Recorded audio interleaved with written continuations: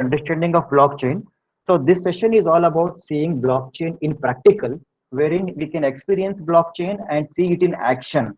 So if you all have access to laptop and you have Google Chrome and spreadsheet available, then we can try out some of the examples, and we'll also see some links via which we can try out with different examples.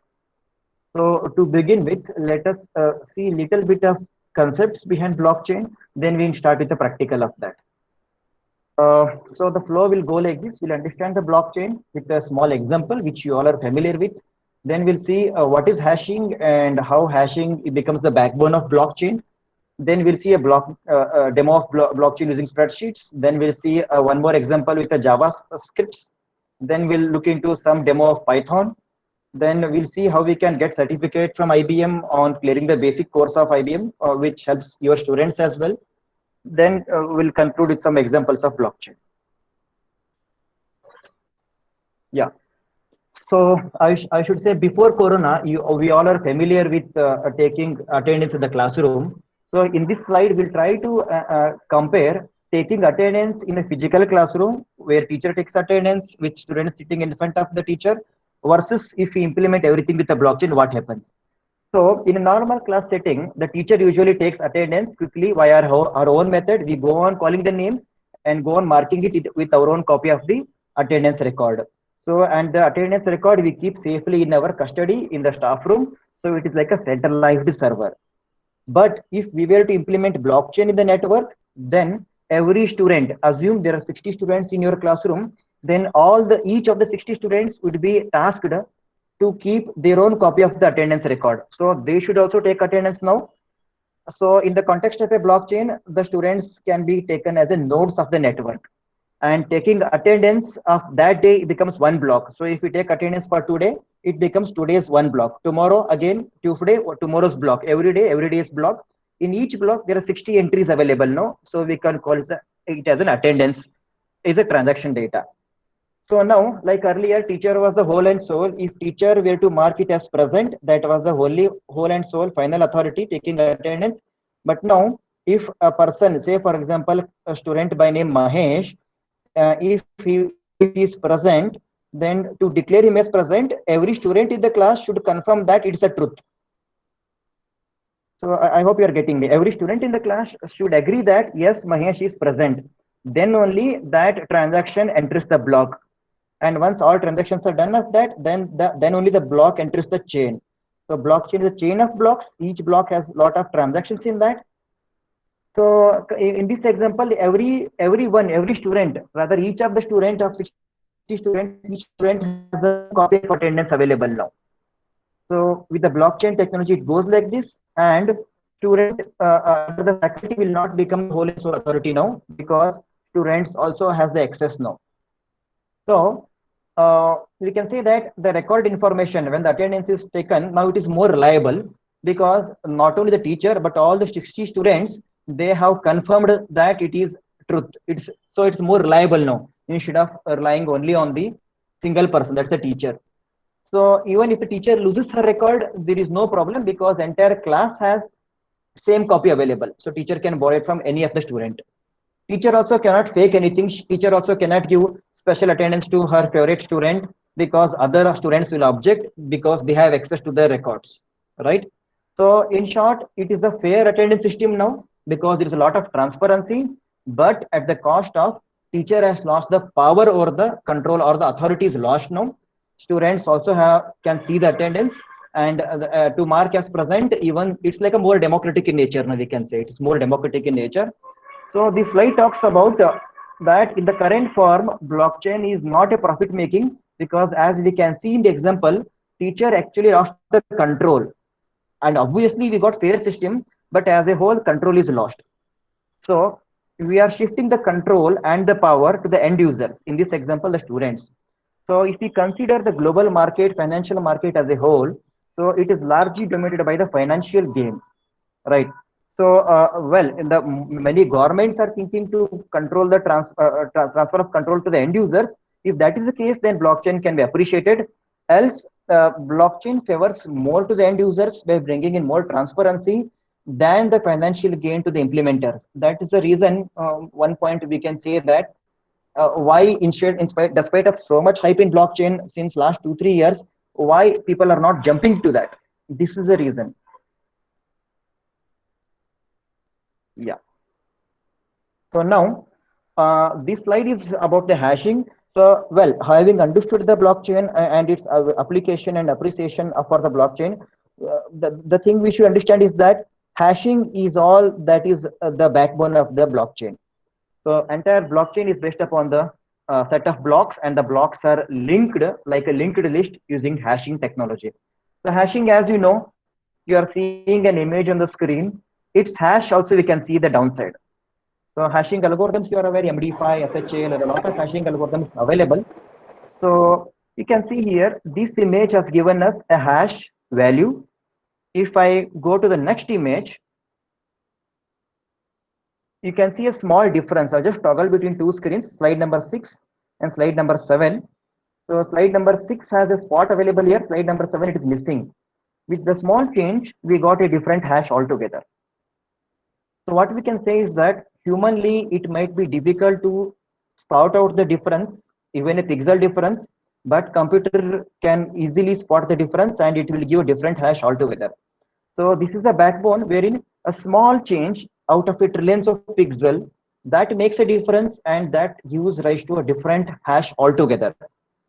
This is how hash gives the fraud protection, because we cannot make any change. If we make any change, it gives rise to new hash, and how it causes problem we will see in upcoming slides with some with it in action. So what we can before we proceed with the textual data of the next slides, let us see the blockchain in action. So the best way to understand it is see it in action, build one and play with it. So I hope all are able to see my spreadsheet. Fine. So first let me show demonstration, then I shall help you how you can also do same with your Google spreadsheet. So what I have done is I have added a function by name MD5. By default, this function won't be available in the Google spreadsheet. So there is a link available in the PPT. PPT will be shared with you. So this function I have added in the scripts. I go to tools here, then I go to script editor. Then here I have added this function MD5. It's a JavaScript. So it's a Google app script. I write this and I save it, this function. Then I can use MD5 in my spreadsheet, right?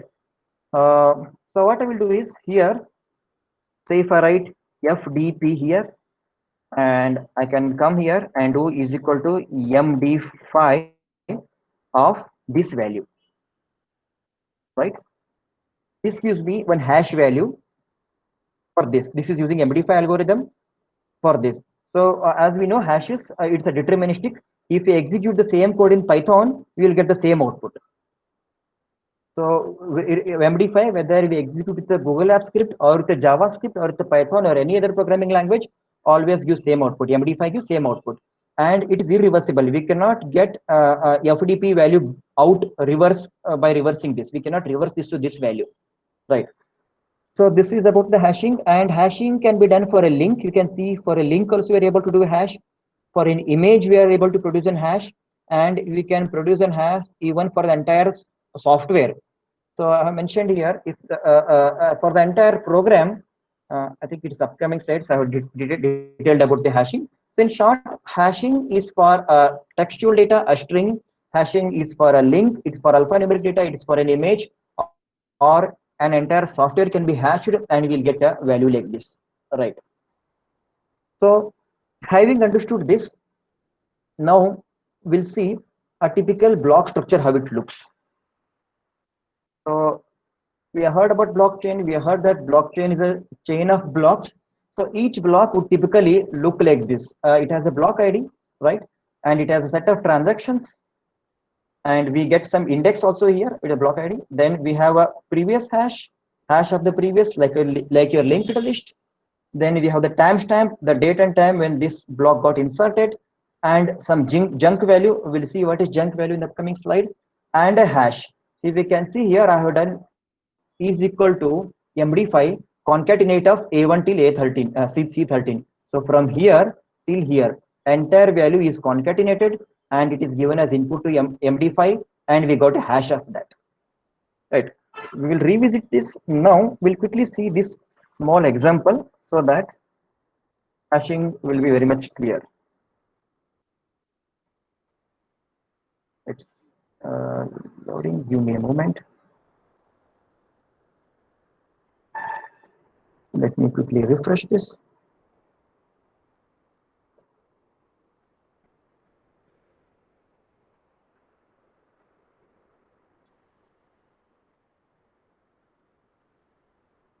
Yeah. So in this example, we will take example of a how we can implement blockchain for a mark sheet in colleges and ensure that no one can hack the system and student also cannot produce wrong marks cards when he joins a company. So we'll see how we can implement this with the help of a blockchain. So as you can see here, say the guy by name Amit, as soon as he takes a birth on say 15th August 1995, and an entry is made in his municipal records as a birth certificate. These entries will not be available at that time. It will be entered later. Right. At the beginning, only these two things are there. As soon as his naming ceremony is done, he gets a name and an entry is made over here. Right. So a timestamp when this entry is made. So this is the hash for this zeroth block or the Genesis block, the first block. Right. So after 4 or 5 years, Amit's parents takes him to a school and he takes an admission to LKG and his name, his this, and this gets entered and these things will not be available. These will be entered eventually and we get a hash over here. So what we can see here is that there is a hash available here, which is of the zeroth block, and this hash is available here also. So for the block 1, the zeroth block is available. And for the block 2 here, means for the SSLC examinations, I have made an entry here. So here the previous hash, this hash is available. It goes on like this, right? His PUC board, PUC exams, he has a hash available here, previous hash, this hash maintained. So it goes like a linked list. Now I will make a small change. What I will do is, say, assume this guy secures less marks, 69% in SSLC, and he might be denied to a good college in PUC. What he does is he just tries to modify his marks to 70%. Right? A small change he makes, and as we saw, a small change will give rise to that computer can spot it out. It gives rise to different hash altogether, and it alerts the SSLC board also, right? That there is some data change. So it alerts the system over here. So any change if you make, all connected nodes, they get alerted over here. Whatever change, say for example, his name was during the birth Amit, he was named as Amit, and for LKG, his parents try to add the initial like this, and that will trigger some alert everywhere, right? That there is some change made in the document. So like this, a small change will alert all the linked systems, and just to ensure that it's protected now against the fraud, there is a fraud protection available. Well, now we may think how we got the new entries over here. So this is one block. This is the second block. It goes on like that. Say after his SSLC, he gets these marks. After that, it's a new transaction in the block.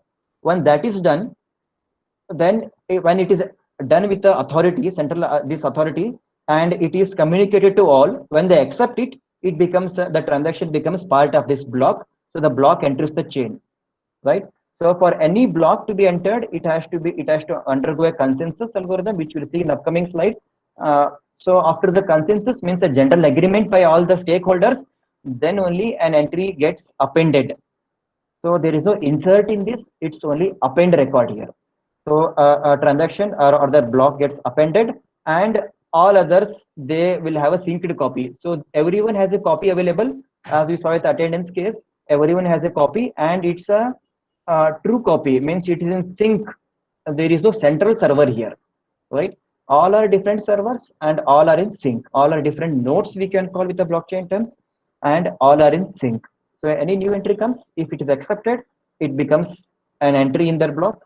a new block, else it will be rejected. So this is just to show how this works. Maybe if you are interested, we can quickly try it out uh, with the blockchain example. Maybe you can spend some 5 minutes for this. You can open uh, Drive in your machine. If you have Google Chrome open, you can go to Drive. So this is not a full-fledged example. This is just to appreciate how the chain of blocks are there and how they're interrelated and how the alerting mechanism works, right? Based upon this concept, a blockchain example can be built using JavaScript or with a Python. So you have to, you can go to Google Drive.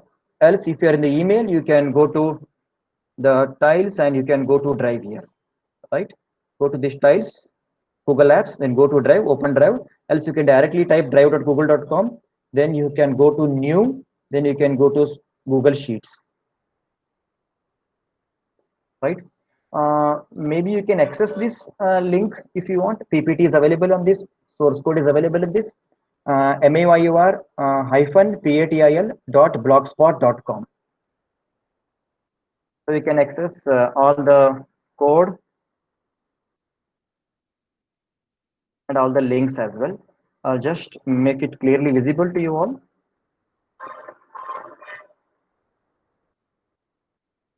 Yeah.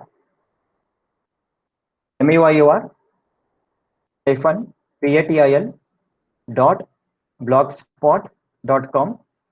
For those who are not aware, it's a blogspot is by the Blogger, which is again an application service by the Google. Blogger was taken over by Google, and we can create free sites with this. So that's how it goes, right? mayur-patil.blogspot.com.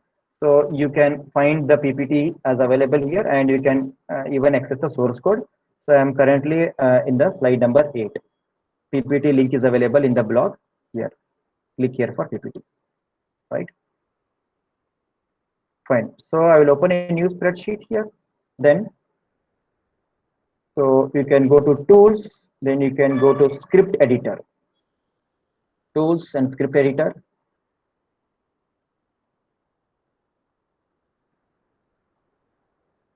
So this opens in a new tab, the Google App Scripts, right? Google App Scripts. So if you, the source code is available in slide number 9, you can go to this link, slide number 9. For those who are finding it difficult, I am referring this block, mayur hyphen or minus patil dot blogspot.com, right? That opens this block for you. Then if you scroll down, you will see this link, PPT. From this PPT, I am in the 9th slide and I am referring this. I'll just copy this, right? Copy this, I'll go here and I'll dump it, right? Save this, save it as file. Give any name. You can write a number of functions. You can write even SHA56, all multiple algorithms, or maybe not for blockchain, any other example, any other rather functions if you want, you can define over here and click on save, right?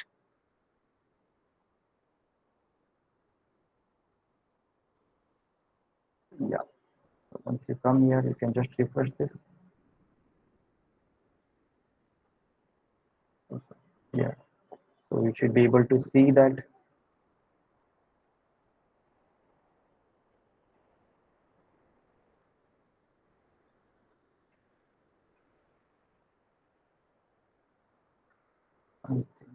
Available is equal to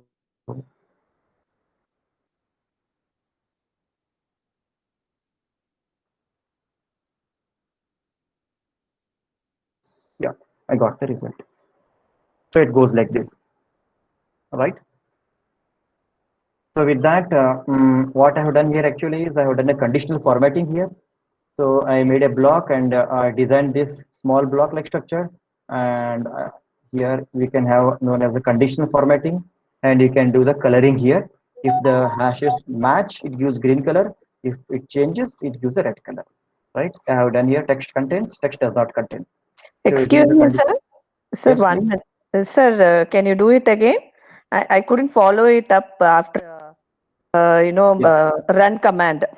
Yeah. I'm so sorry. So you Yeah, are able to access this yeah, block? yeah. I'm doing. Yeah. Yeah. So Mm. then you, I think I you are seeing opened this. this one also, Yeah. spreadsheet, tool, and yeah, a script editor. I opened that. Yeah. And have you opened the PPT, madam? This PPT? Yeah, that block I've opened. Sir. 1 second. PPT. This PPT you can open here. Uh-huh. I think it is mentioned there, right? It's there in the link block, Yes, right? yes, yes, yes. Yeah. If you open this blog, if you Uh-huh. scroll down, you can see here, click here for PPT. Oh, yeah, I did that. Yeah. Yeah. I Mhm. don't know why I'm not able to. Yes, sir. I'm seeing your slides. Yeah. You're seeing my slide? Yes, yes. That you told me to copy that Yeah, description, you're right? able to copy that. Yes. Yeah, fine. So if you're able to copy that, then what Mm-hmm. you have to go is you have to go to tools Mm-hmm. and then you have to go to script editor. Mm-hmm. Yeah. It opens a new tab and you'll see this, 1 minute. Okay, sir. Okay. Okay. right? Yeah. So here you can paste the value, paste that, Okay, sir. Yeah. right? Mm. Then you can give a name to that and save it. Mm. Okay. Save it.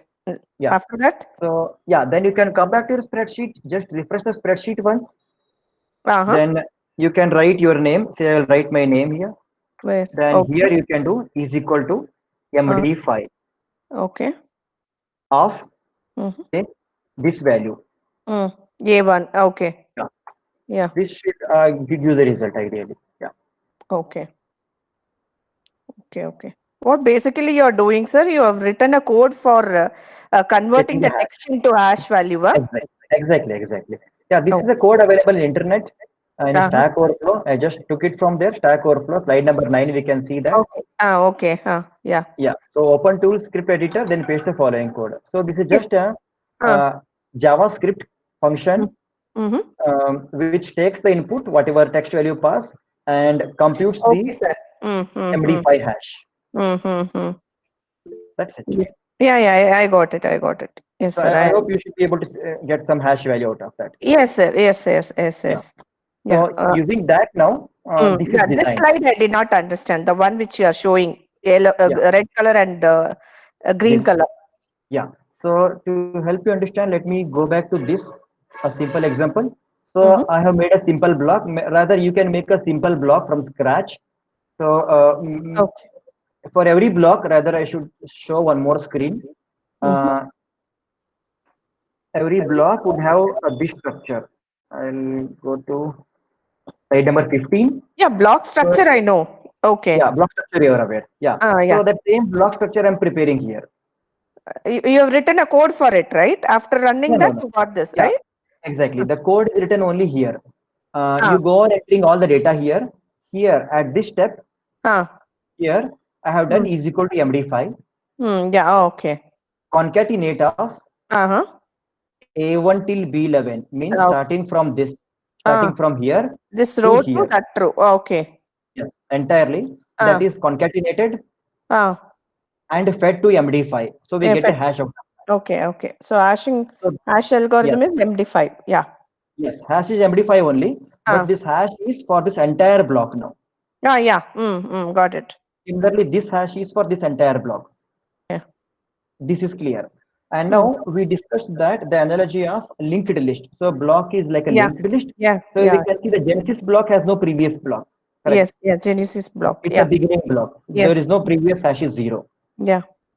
But for the block one, say for this example, when the guys take admission to Mm, LKG, the mm. previous hash is linking to the zeroth block, Genesis block. Yes, sir. Yeah. That's a Yeah. previous What? hash value. Yeah. This is clear now. So I have Mm. done here is equal to B12. You can see here, Yeah. right? Same way here this value is equal to E12. This value. Which one? Yeah, This E12. yeah. Uh, Now uh, H I mean H9 now. mm-hmm. H9 is equal to E12. Okay, sir. Okay, got it. This, like that, it is done all across. Mm. This is just for simulation purpose. And Okay. now, as now they are linked, I have done here conditional formatting. Sir, I think your slide something. I'm not able to see your slide. I'm in same spreadsheet now. Uh, I request Prabhakar No. Shankaregowda to stop the presentation. Yeah. I think your slide is gone, sir. Okay. Someone's slide Okay. came. Yeah.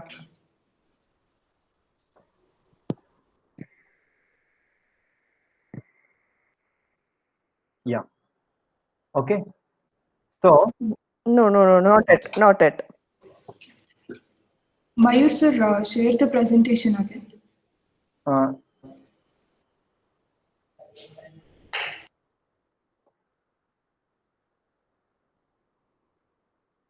okay. You are able to see now, madam? Yeah. Yes, sir. Yeah. So, yeah. So Go now ahead. the additional thing what is done is something known as conditional formatting that is there in this spreadsheet. It is there in normal Excel also. So in the conditional formatting, we can Yeah. give a color here. So I will go to right. I will right click on the. You are aware of Yeah. that, right? Madam? Conditional formatting. Yes. Yeah. So we Coloring. can Yeah. do a coloring here. So if the text contains this value, show Okay. green, right? If it contains some other value, show red color. How do we know it is a correct ash value and it's wrong ash No, value? as of now, I have just copy pasted this value. But in the case of JavaScript, Yeah. we would know because we are in a programming mode over there.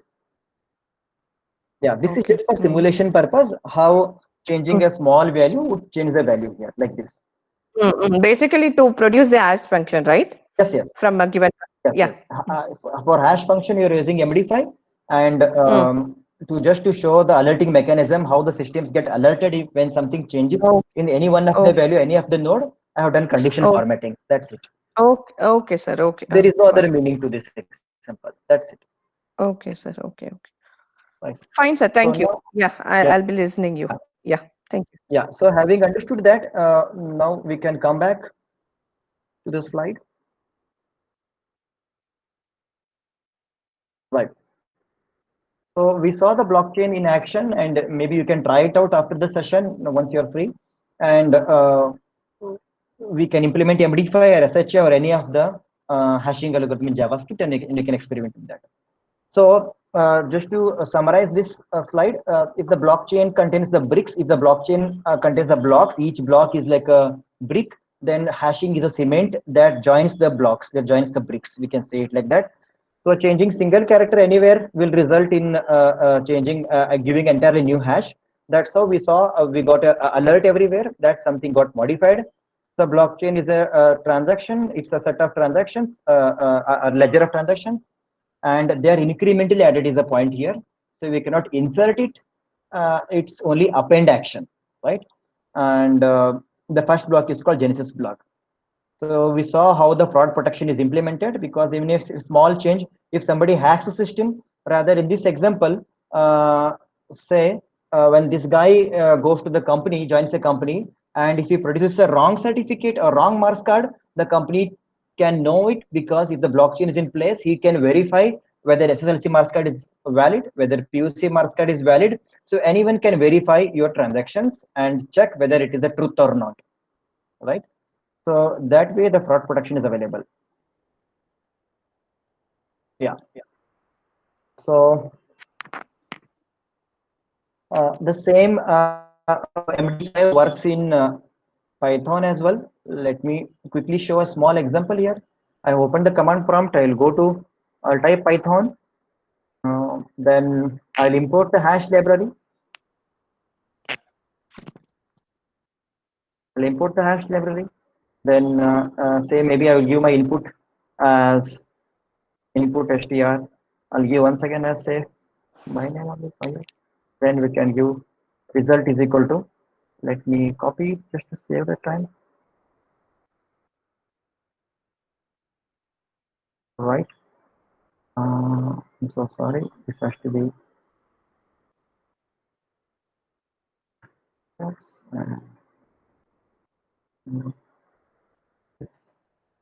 then we can print result digest. So what I'm trying to show is that we get the same output for the same text. For the name input as Mayu, it is giving me this hash. Say it is beginning with 95, ending with 1233. I come back here.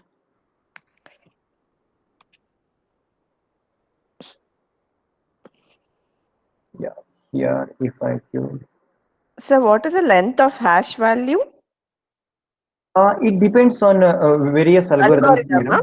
Okay, okay. Yeah, it Depends on depends on the various algorithm here. For SHA, we get a big hash value. 256, right? For SH. SHA 256 we get. Okay, this Yes. one, sir, MD5, 5, Uh, MD5. I think I have to check it out. I'm so sorry. Okay, sir, okay. What is the length of hash value? Okay, sir, we'll find it out, sir. Yeah. So we saw that whether we do it in Python, it's 128 bits. So 128 bit value we get. So whether we get in, we can see here with JavaScript or a Google Apps script or with Python, we do get same output. It's a 128 bit hash value. 128, okay. Okay. So the hash value we call it as a deterministic because it always gives same output, irrespective whether you implement with any programming language. Fine. So moving on. Yeah. So the takeaway from this slide is that the hashing helps to become chronological and become permanent. The blocks remain chronological and they are permanent. We cannot delete any blocks. We cannot insert in between anything in between. And there are many hash functions. I have given a link here. And the takeaway again, hashes are irreversible. You cannot reverse the hash value to the original string. And whether you execute any number of times on whichever machine in whichever programming language, MD5 for a given output, we get the same output. Given input, it gives the same output. Yeah, having understood that, so now we can, I think you might have got a thought now that yes, with this approach, blockchain is applicable for any type of peer-to-peer transaction. Wherever there's a transfer of digital asset from a person to another person, say a land property gets transferred, a car gets transferred, or a medicine, we purchase a medicine online. Anywhere, any transaction between a peer-to-peer, we can appreciate a blockchain over there, right? So yeah, this is also a point here. Blockchains are great because once a block is added, it cannot be changed without invalidating the other blocks. So with the attendance example, if a teacher marks somebody as absent, purposely other students would object because they also have the valid data with them and they cannot do it. They will be triggered that what teacher has done. So without everybody's consent, we cannot take any action. And there is a single owner here. That also we should say. So there is a single owner, all are owners, all have equal power here. So everyone in the, all the nodes, they have up-to-date copy. With the attendance example, 60 students, they have up-to-date copy of the attendance register with them, right? And every user can verify how the attendance has been appended over time. So that's how it be user required foolproofness, fraud protection to the system. So you might have got a thought that how blockchain is different, rather how it is similar to the traditional database. So this slide should help us to understand that. So the first point here is that there is no single owner in the blockchain. No one in the blockchain has more decision-making power than anyone else. Means no one has. Unlike in database, the administrator of database has a full control, but it is not so in the blockchain. So we have some 4 differences available here. You see one by one. So in the traditional database, wherein there is a client server system, the user or the client has to authenticate himself with username password, and he can get access to the centralized server. But in the case of blockchain, it's a decentralized system with the decentralized nodes, and every node is capable of adding a new data to the database, right? And for any addition to be made, everyone can make a change, but for it to become a part of the blockchain so that everyone can accept it, and others can accept it, it has to reach a consensus. So it's like a democratic system wherein we all choose a single leader with a voting mechanism, and he becomes the leader. Same is true for here. It's a general agreement. There are a lot of algorithm available for consensus. Keeping the interest of time, I think I have to skip this part. So coming to this second part, in the database, we have four options: create, read, update, delete. We do CRUD operations, but in the case of blockchain, it is only append. We cannot do any of the other operations. We can read and we can only append. All the previously, whatever data is there, it is permanently stored.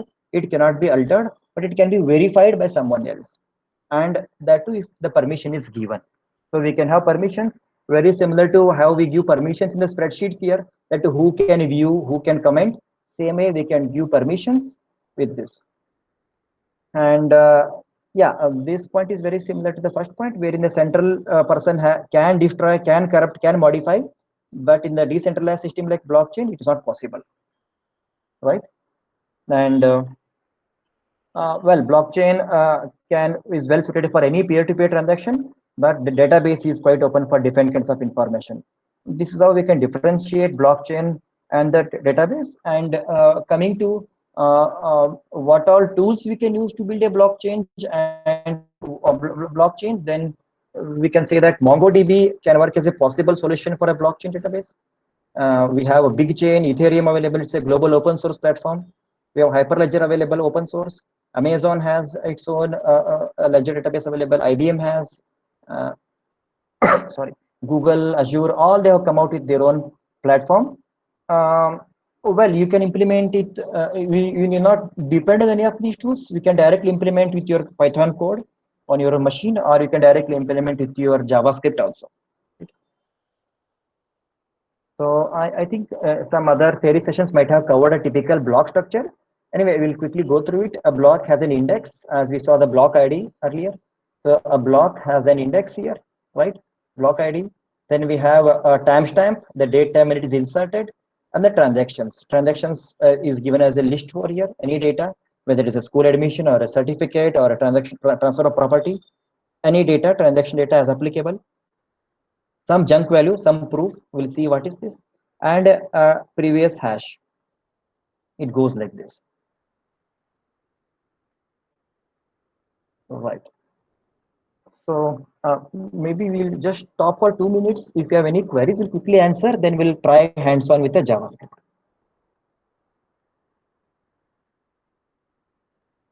Just to 2 minutes pause, just to make sure what I'm talking is making sense. Can I get some queries, please? Yeah, I can see some queries in the chat.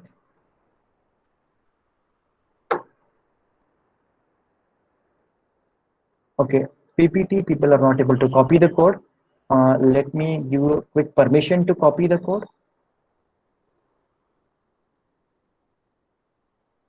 Yeah.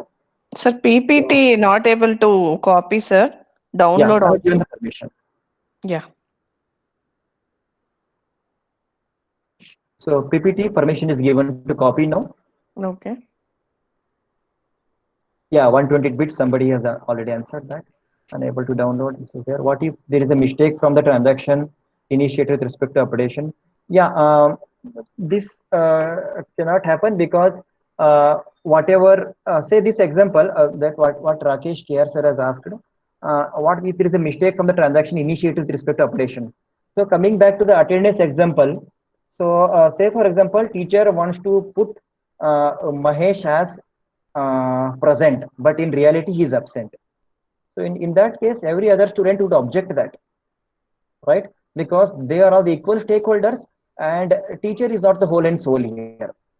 So in the same way, if you say that this is the value and you have to take it, it's not the so, because all other stakeholders can verify, and once they approve, then only the transaction becomes that part of the block, and the block enters the blockchain.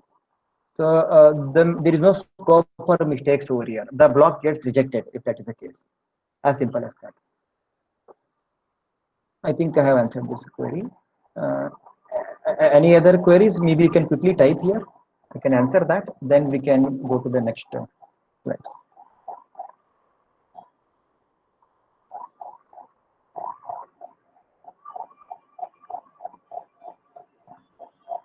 If there is no query, then you can quickly write someone that there is no query, then it will give me a signal that I can proceed.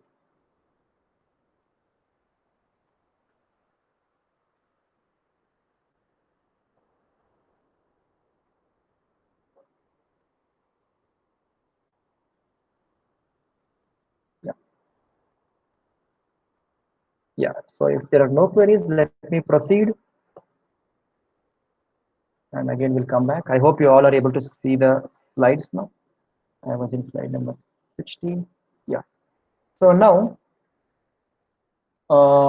we will try to implement the blockchain using a JavaScript with the Node.js. I think sir might have already shared a link to download the Node.js, and I believe you might have installed it. So I'll be running a small example. Let me run the example, show the result, then I'll share the source code with you. So I'll be using SH256, so it's a 256-bit encryption, right?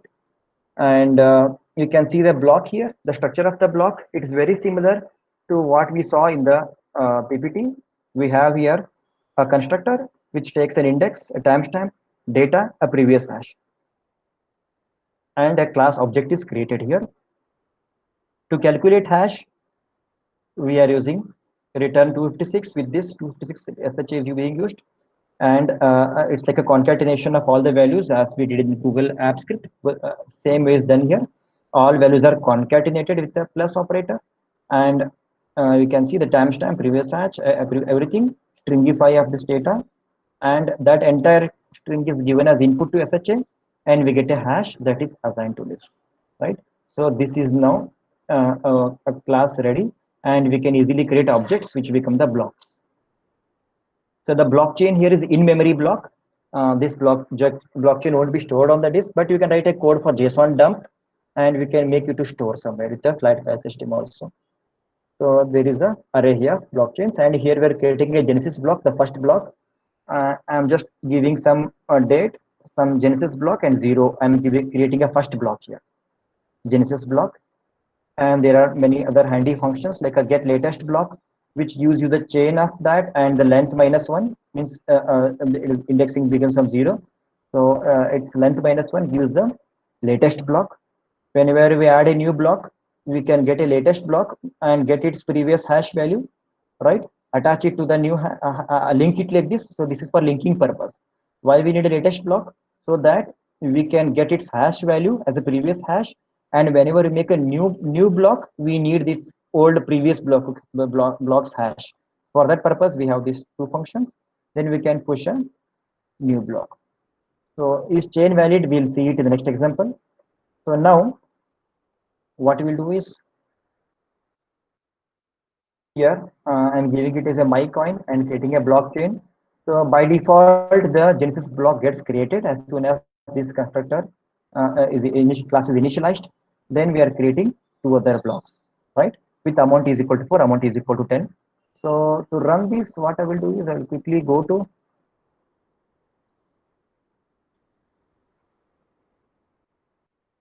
node space the example. I have given the file name as 1 dot only.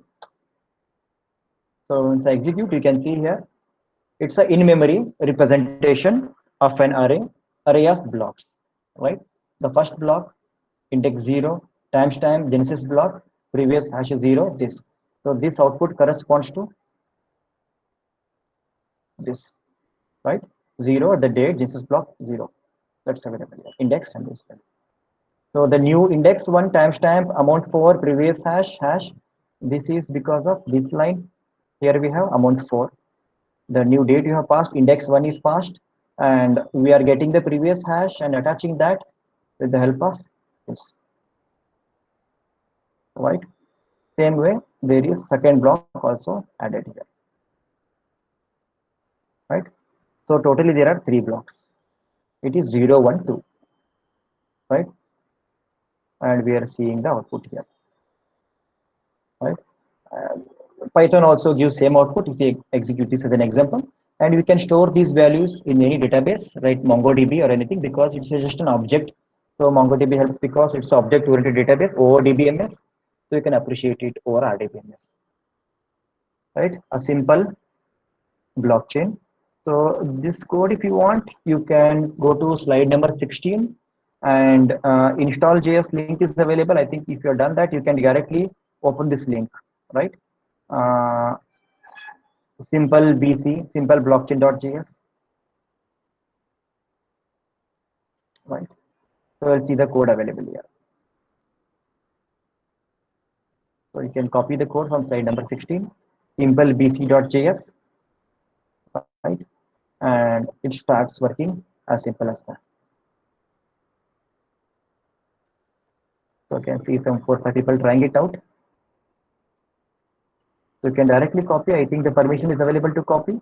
Let me know if you find any issues with that.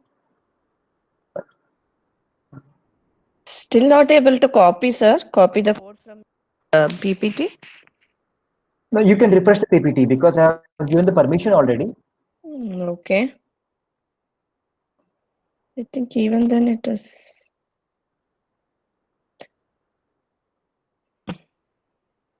Permission is given for PPT as well as this Google Docs.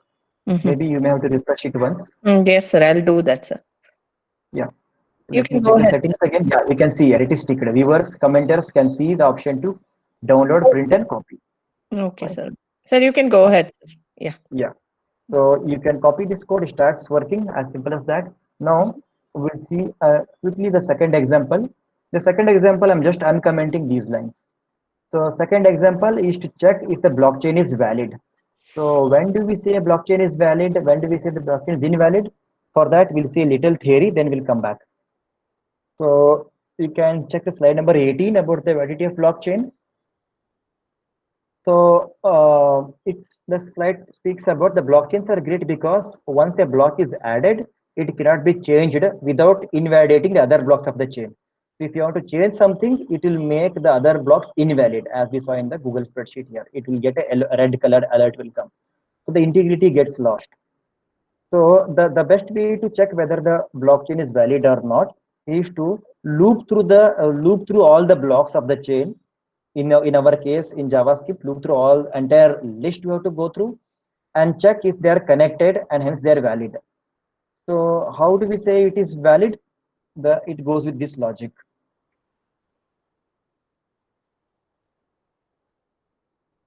Yeah.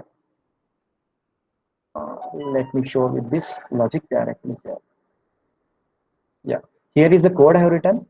So I am going through all the blocks of the chain dot length, I is equal to 1, 0th block we are leaving, all other blocks we are going through, and we get the current block and the previous block, right? Array index we are accessing, and we compute the hash. When we say a block is invalid, if the current block's hash is not equal to the current block's calculate hash, once again calculate the hash. Once again calculate the hash freshly, and if it is not matching with that, then it is return false, right?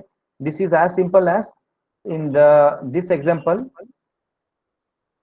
If we change anything here, right?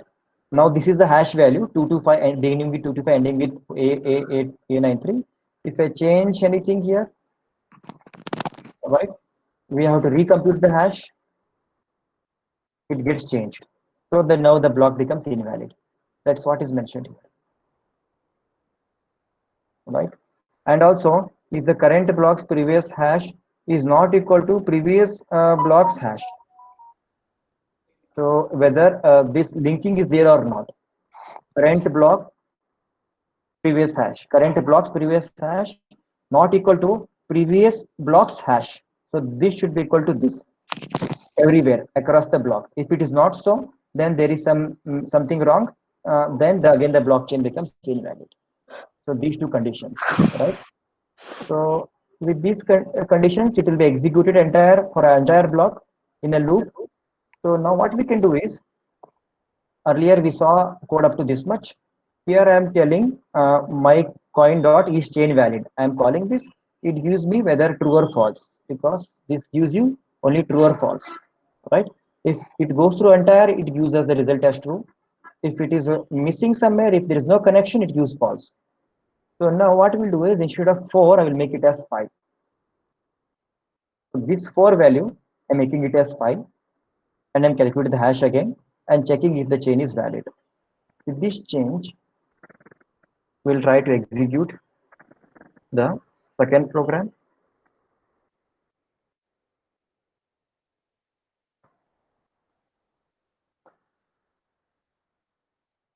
Second program, I'll copy it in the, I'll paste it in the Google document. Yeah, see, it is true, false. False because we have modified it. Now again make it 4, save it, come back, execute again, it becomes true 2. Hence, the linking is maintained across the blocks. Right? I'll quickly copy this code and make it available to you. Right? I'll just remove this code, paste the second example. This is second example. It is very similar to that. I have just uncommented few things in the previous first code. That's it. Right? We will see 2 more examples, 2 more code. Then you'll see if you have any queries on that.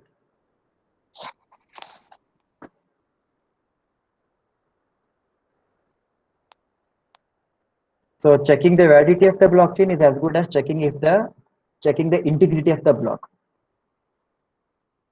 So now coming to this. So once we have this blockchain example, let me go back to the class teacher attendance example only. Say I am talking about engineering 8th semester A division. There are 60 students in that, and attendance process is going on. Say for example, a student from B division tries also to put a proxy for somebody, student from B division. So attendance is being taken for class 8 semester A division. There is a faculty available, plus 60 students are there, all belonging to A division. But a B division student is trying to put a proxy for some student of A, or is trying to insert some other name altogether. In either of the case, he is trying to spam the blockchain because he is trying to add his block to our chain, our blockchain, by creating unnecessary block, right? So there is one possibility available. If at all that guy from 8th semester B division, if he can change all the blocks and all the recalculate hash for all the blocks, means if at all he changes everything across, then he will be successful in adding a fake invalid block to that. I mean to say, in other example, in other words, Mahesh, a person by name Mahesh, is not in the class, he is absent. But if everybody tries to put him as present, including teacher and all 60 students, then what we can do? He gets marked as present only, right? As simple as that, right?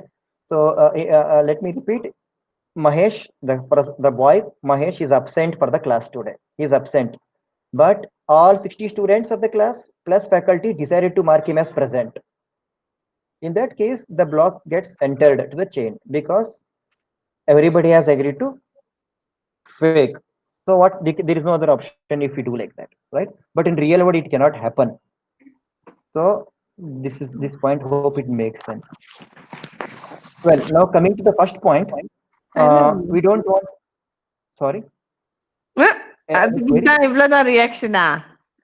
ஐயோ, இவ்வளவுதான் ரியாக்ஷனா டீனா? ஓ sorry.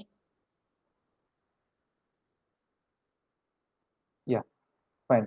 So, I'm sorry, sir. I'm sorry. Yeah. So fine, coming to the first point, wherein we were discussing that 8th semester B division guy, he wants to put a proxy or he wants to spam the block by doing something. In that case, there is a possibility that he can do, right? So what we can do is, in the case of Bitcoin, this is made. There is a rule made. The rule is that the new block creation, it is made bit difficult. Once anyone who is trying to add a new block has to put some computing power. It means he has to put some effort. That we call it as a mining, right? So the miner has to prove that he has put a lot of computing power. He has done a mining. He has gone through all the previous transactions, all the blocks, and he is able to create a new block. He has put a computing power. So what is the rule here? We have to put a lot of computing power. In other words, the hash creation, whatever hash value we get, there will be a rule kept to that. The rule is that the hash should begin with single zero or the hash should begin with 2 zeros or 3 zeros. So we are making the block creation difficult, right? So I mean, the attendance is going on. The rule is that we have to create all the hash should begin with 3 zeros. Then only the attendance, then only that block will be taken for consideration if it meets other requirements, right? So this is just to create the spam block. Now with this condition, just to understand these 3 points, let us see what happens if we enforce a rule that each block should begin with 1 0, right? So here there is something known as difficulty level. So what I will do is I'll set difficulty level as 1. Then I'll execute this. I am set a difficulty level as 1. This code will be shared with you. I am making it as adding one more property by name difficulty, making it as 1. So now let me execute the same program.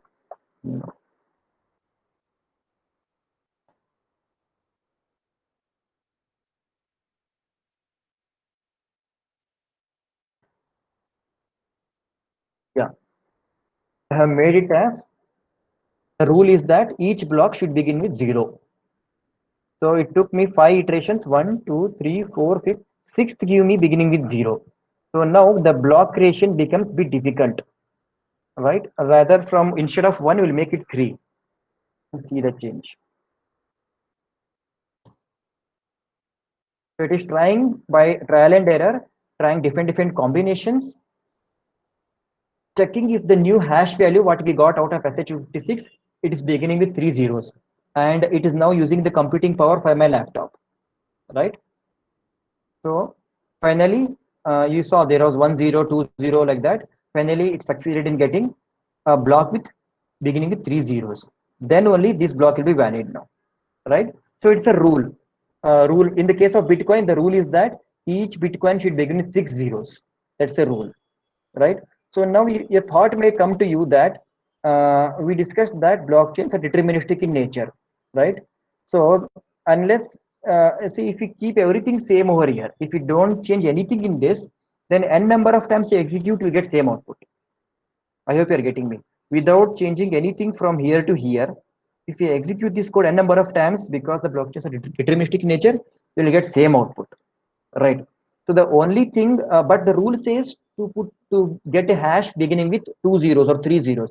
In that case, we need a changing factor. The changing factor is called nonce or a junk, nonce or a nonsense value or junk value, some random value, right?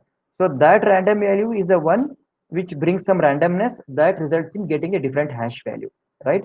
So the miner is the one who goes on trying different random values and with the hope to get a new hash beginning with zeros, right? So the miner is putting a lot of computing power, and now there are specialized hardware available for the mining purpose. So now this point makes sense.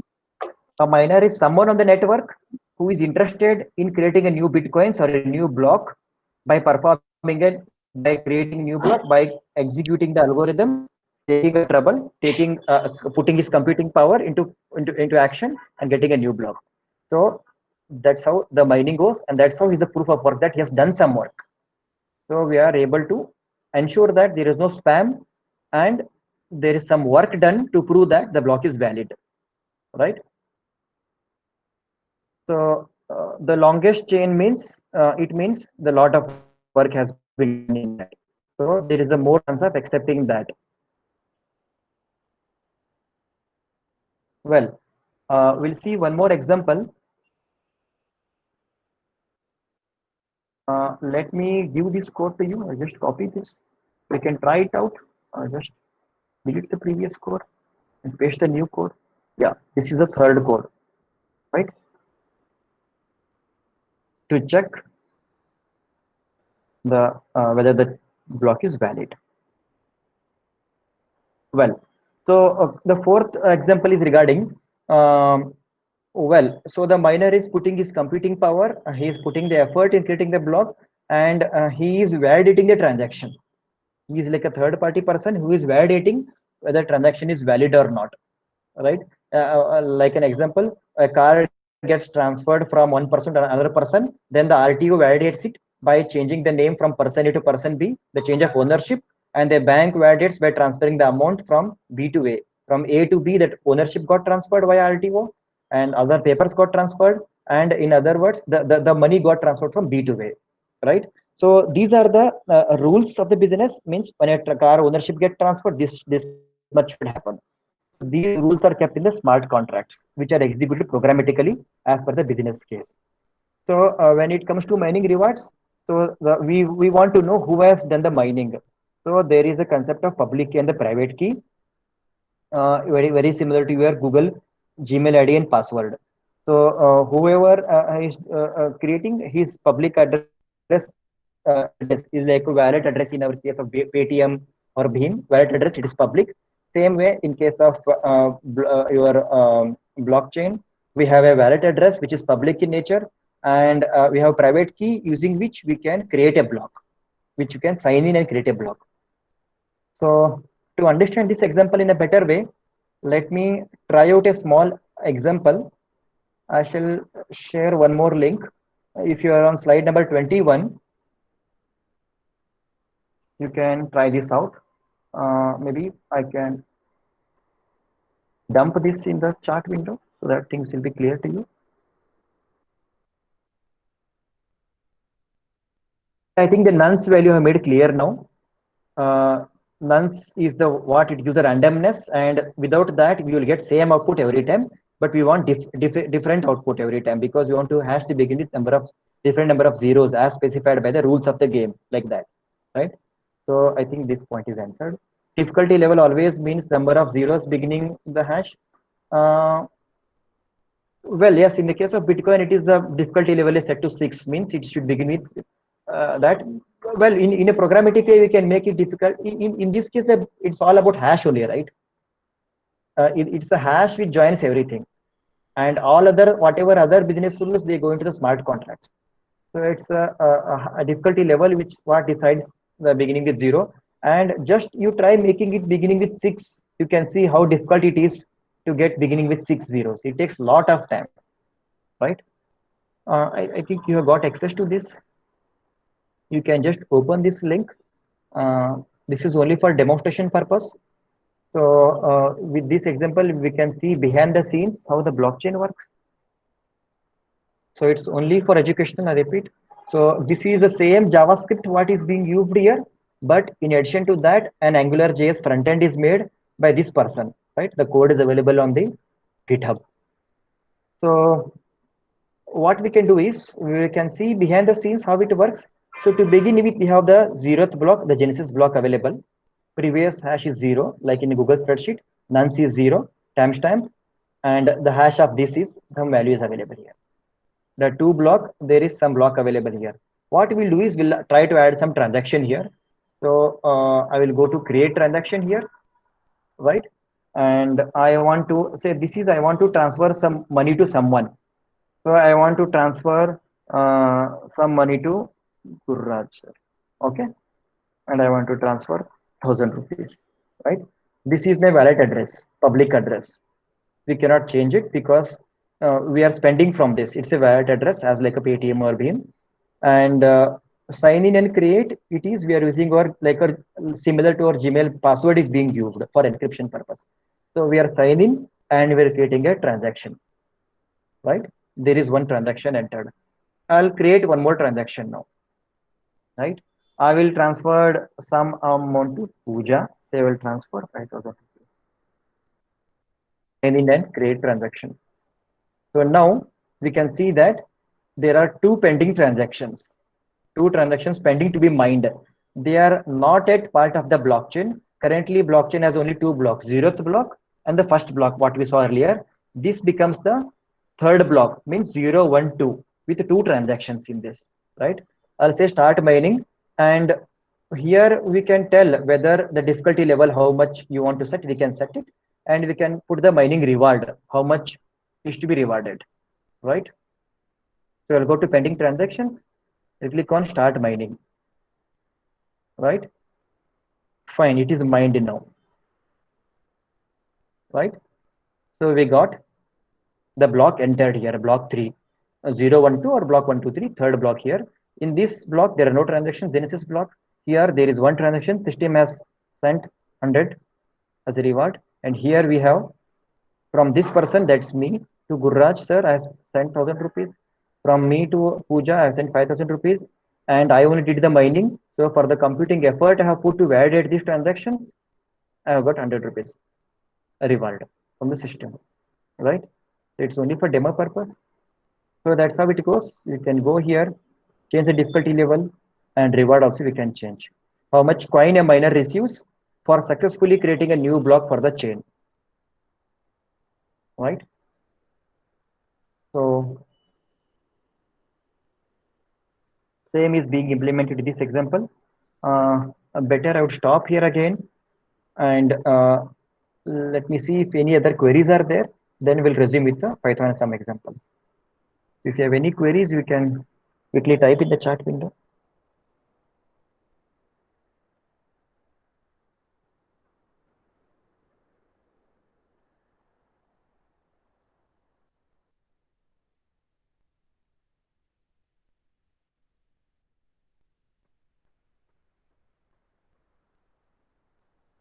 I'm just waiting for some queries, one or two queries.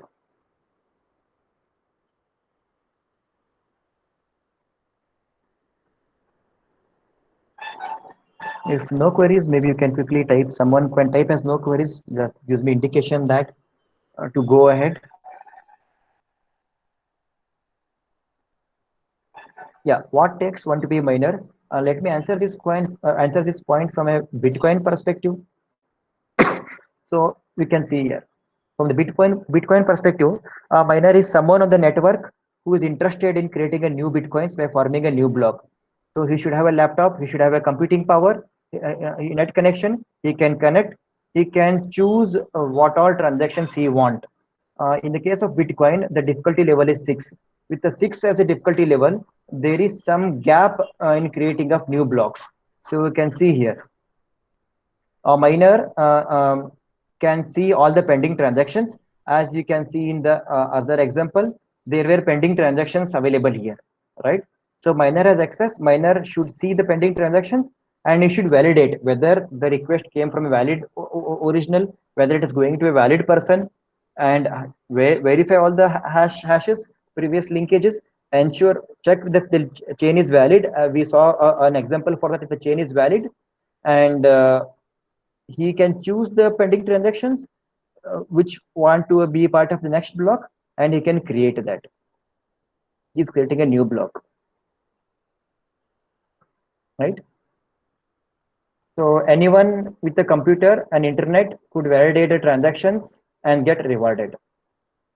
So there is no fixed trusted third party here, like a bank. In the case of bank, if I transfer somebody, the bank authorizes. In this case, there is no central party available. It is person to person. It's anonymous. So Bitcoin brings anonymity. Bitcoin is an implementation of blockchain, but we can have right, like an example wherein we can have the named version also, wherein we can have people and we can know who created that. So I think I have answered this query. Still not able. Maybe I'll just check the permissions once again after the session. Computing power lad, what configuration? Actually, it depends on the difficulty level. Maybe if we look into, there is separate hardware itself available. Maybe you can go to Bitcoin website and see that they have given it over there. If any high-end Bitcoin applications, they need a specialized hardware meant for this purpose, right?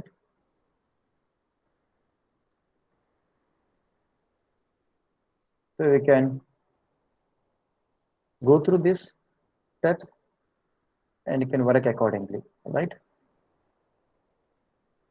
So specialized hardware available depending upon how much the rules, how the rules of the game are, right?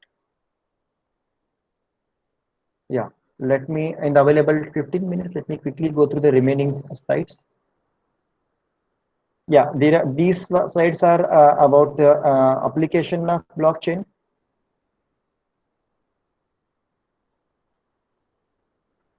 So blockchain is being used in Sri Lanka for the payment purpose to ensure that whatever the government has sent that reaches the end person. In our country, we have JAM, Jandan Aadhaar Mobile. In the same way, this also gives the same foolproofness to the system, right? Then we have in Europe, Eurocoin. Well, different countries are trying out to roll out their own currency with this cryptographic currency. They're trying out. I think you people are might have read about that and you are aware of that. Let me talk about slide number 25. A startup by name Param. It's trying to come out with a blockchain implementation for invoicing system. So invoicing, as you know, it is there in all the businesses, and it's a multi-billion-dollar problem, invoicing problem, GST with all those things. So with the digital receipts of the chain, can we construct a knowledge graph? Is what they are working towards. So they say it as a they see it as a $550 billion invoices every year they get processed, and they see it as a huge business available. So currently we are spending say 700 to up to 1000 rupees per invoice for processing across it. So they try to bring it down to $6, right? So 50% down, and they are trying to build a chain like this, right? Param, a permissioned blockchain. I think you have already gone through permission and permissionless, where with the proof of work and all those things in the other PPTs. So I'll just mention that we can explore about this startup Param and get more information about that. Then we have China is trying heavily to not to accept cryptocurrency, but to bring some laws into place for cryptographical trading purpose. There are many countries that are conducting elections. Actually, I also worked on election in Chief Electoral Office in Bangalore in Karnataka. So even government of EC Election Commission of India is also planning maybe another 5 to 10 years down the line, once all the things are in place with the help of DigiLocker and all those things, it should be possible for us to use blockchain for voting purpose. So we will be able to vote from anywhere in the country, rather anywhere on the earth, we can say, from any other country, and ensure that we vote for the same person, means whom we want to vote of our region, something like that. And even the political party funds, we can track it. There are many other benefits involved, right? If you implement election blockchain for elections to ensure a corruption-free election. In Germany, a school has trying to issue the certificates. It's a blockchain based, so we can see our students getting certificates in their DigiLocker, and there is no physical printout required. They can just give permissions if they want to. Say the SLC guy. So in the same example as here, this guy, once he completes the schooling, once he goes to admission, he can give access to the PU board about his SLC marks card and birth certificate and all those things. He can give access and he can withdraw the access. And there is a physical copy required because everything on digital platform, and it's only with the access permission is what we can play. And these people also can verify if their certificates are valid. So you can store personal data, just CV, ID card, like a picture, and easily, comfortably, we can show to the authority for verification purpose. India is working on India chain, and it's trying to, currently 66% of all our recording system is broken and it is manual in nature. And the country is trying with India chain to bring those things into blockchain so that we can solve a lot of legal disputes very easily. Land rated records, any other legal documents, right? So its name is India chain. You can explore this. NITI Aayog is also trying to apply blockchain for pharmaceuticals. Actually, I worked on I was called for one of the hackathon in Hubli in Karnataka for Deshpande startups, and where I was trained on the blockchain. So I even got certified on the blockchain. The link is available here, 38th slide, free course by IBM for the blockchain. So there was an hackathon. The problem statement was how we can use blockchain for pharmaceuticals. So the example it went like this. So if you want to prepare Dolo 650 tablets, right? We have a paracetamol chemical in that, right? So it starts with a chemical industry producing, rather manufacturing these chemicals first. So the block it starts with that. So that is the outgoing inventory from them. So they manufacture and they send say some quintals of paracetamol to, say for example, Dr. Reddy Labs, who is into manufacturing of Dolo 650. So there is an entry made how much is outgoing capacity, and entry made in the case of Reddy Labs, Dr. Reddy Labs, how much inventory is received for the chemicals. And then they manufacture those many strips. The production gets done, and an entry is made as how many strips are manufactured, and that goes to the wholesale market, and again an entry is made as to whom all it is sent, and again from wholesale market it goes to the retail market, and again it comes to our hand as a end users. And assume that it gets implemented, we will have a $650 strip available with a QR code on that. With the QR code, once we scan with the QR code, we can see with what chemical the paracetamol, that chemical, how it is made, and where the chemical was purchased, which date it is purchased, and who manufactured it, who is a wholesaler, who is a retailer. Very similar to the chain link over here. We can see its entire journey from the chemical industry to our hands, right? And we can see even the photographs and entire journey from starting to end. So that gives us a foolproofness that the medicine is genuine, and there is no other X party creating duplicates Dolo 650 medicines and distributing in the market, because we can easily know how much quantity was supplied by the chemical industry, manufacturing industry, and how much has entered the entire supply chain. So there is no other fake comes. If at all some fake party tries to come in, then there is a question: who has sold the chemicals? There should be some root cause for that. So like that, this chain of blocks available, so we can easily trace out counterfeit medicines, the fake medicines. So Niti Aayog is currently working something similar to that in collaboration with Apollo Hospitals and Oracle in putting pharmaceutical supply chain, so a blockchain for traceability of drugs from manufacturer to consumer.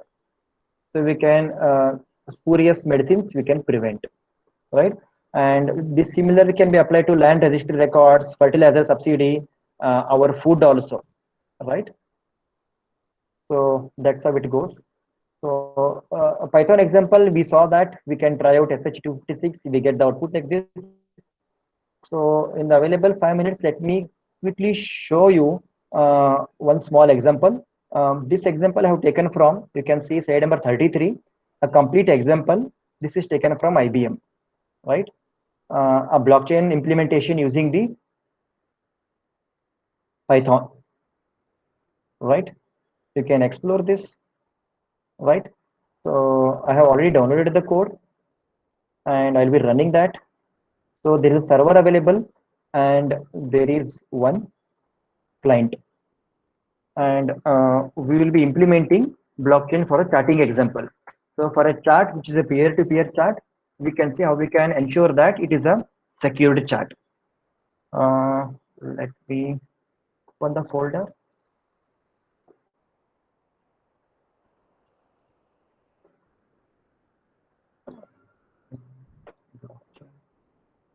Right, I will open the command prompt here.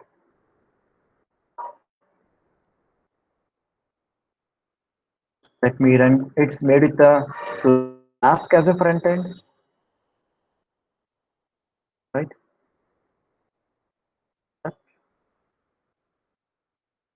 Flask.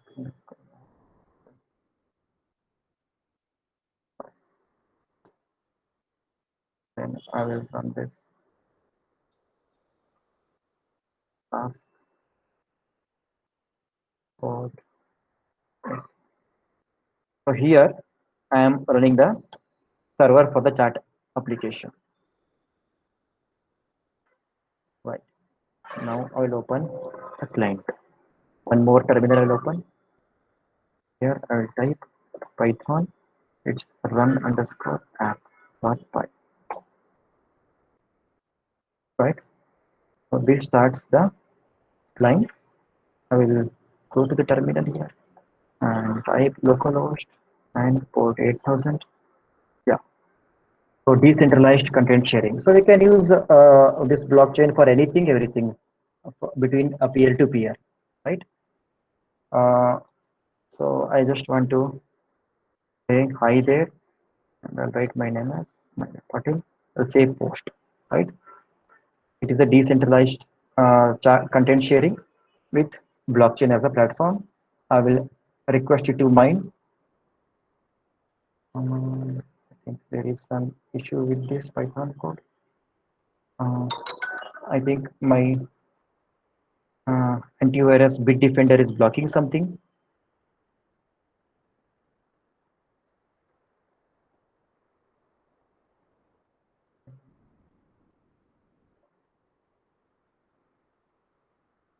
Let me try that.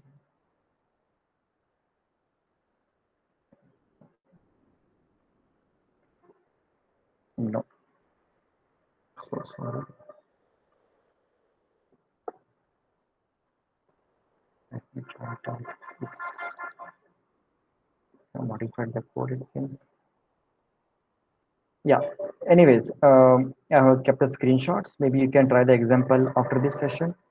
So I'll be saying it like this, and once I mine it, I'll get the prompt as a block mined, and after that, when we say resync, then all of the chatting gets synced, and we get the response here, right? And we can expose this to the public IP. If you're not clear, then you can go through the link given here, slide number 36. A link is available. This is very much similar to the JavaScript code, right? So it starts from here.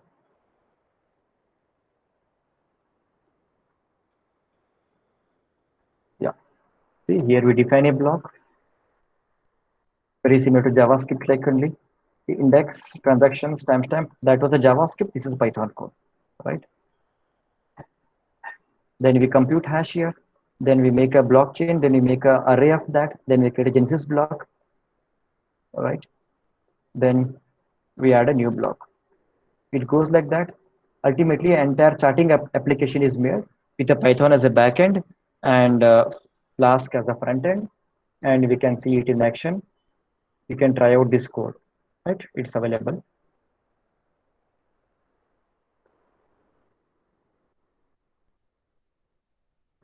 But I think I tried the wrong port. Try once again. No, it's okay. Let me leave it. Fine. So slide number 38 talks about how we can get certified on the blockchain. There is a course available by IBM, and once you complete, you'll get a certificate. There are many other vendors available for this. You can go through that. Space chain, the blockchain hardware has been sent to space, and so that it's a remoteness of the hardware, so that it is difficult to hack that. So the security is available. So you can explore this space chain. Let me stop this, conclude this with a small example, one more example application. I think you people are aware that some few months ago, government of Karnataka's e-portal, e-procurement portal was hacked, and some 1 crore of rupees was lost. If I were to quickly summarize this application, this is a portal wherein it's an online platform wherein the government will float the tenders, government tenders, and the bidders can log in with a proper permission, and they can bid for that, and they have to pay, they have to put some EMD amount, and after the date closes, the as per the rules, it will be awarded to the lowest bidder as per the rules, and for the remaining people, the amount EMD will be returned. This much we are aware. So the some malicious actors, what they did, they just modified the account number. So when the government tried to return the amount went to the wrong account numbers, and which was not noticed by anyone in the system, right? Quite obvious. So now with the blockchain in place, it's very simple. If someone changes, then it will be alerted to those people that if this account number is modified. So the hash would change. It will trigger the e-procurement website maintaining people. It will trigger the e-procurement the government respective officers. it will trigger the bank that there is some change. You are aware of that, some trigger. It should alert the people who are bidding that there is some change. Is it the valid change? If no one responds, then the change can be ignored, right? So in this case, because we don't have blockchain in place and anyone can easily hack it and change the value, people are able to get loot this amount, right? So now some security is brought into the place. Yeah, all the examples which I covered, they are taken from this video link. You can go through that. It's available here. And yeah, I'm done with my time and I'm done with my topic also. I thank you all. Let me stop again for a few minutes if you have any queries.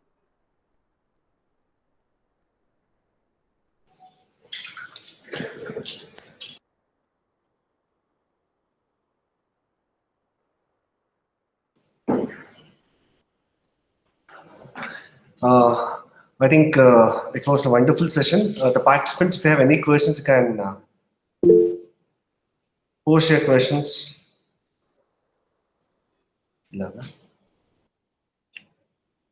I think if no questions, if you have any further questions, you can put your questions to the mail ID. I'll share the mail ID of, links of Mayur Patil sir. And from the Department of Computer Science, Vidyavardhaka College of Engineering, in association with Wing, wholeheartedly, I'll thank Mayur Patil for giving a wonderful hands-on experience of blockchain. It was really awesome to get to know the aspects, the different types of blockchain and different aspects of blockchain.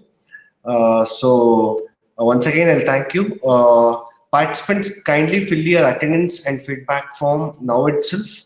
We'll be having a stipulated time of 20 minutes. Please fill the things and have a happy learning. And thank you once again. Thank you so much. Yeah, thank you all. Thank you, sir. Thank you all. Participants can check the chat box. We had posted both the things.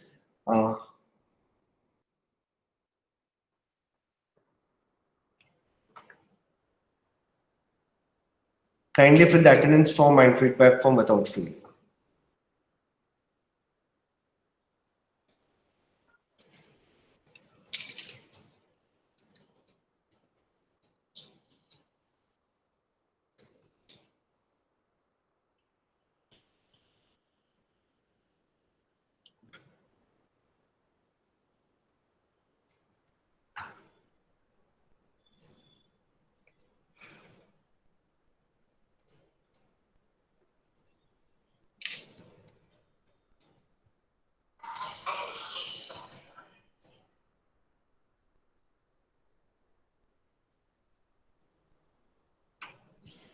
Okay. We posted both the links. Kindly fill without fail. We'll open it for 20 to 25 minutes. Kindly make it as early as possible. And those who attend all the session and those who clear the assessment, then only will receive the certificate issue the certificate for the participants. So kindly don't forget to fill the attendance and also the feedback form. Yeah, thank you, sir. So thank you, sir. Thank you so much. You can leave the session, sir. Thank you, sir. Thank you. Thank you. Thank you. Thank you.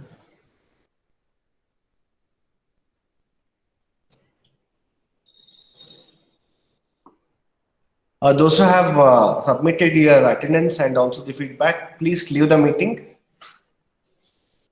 We'll catch you tomorrow morning exactly at 10:30.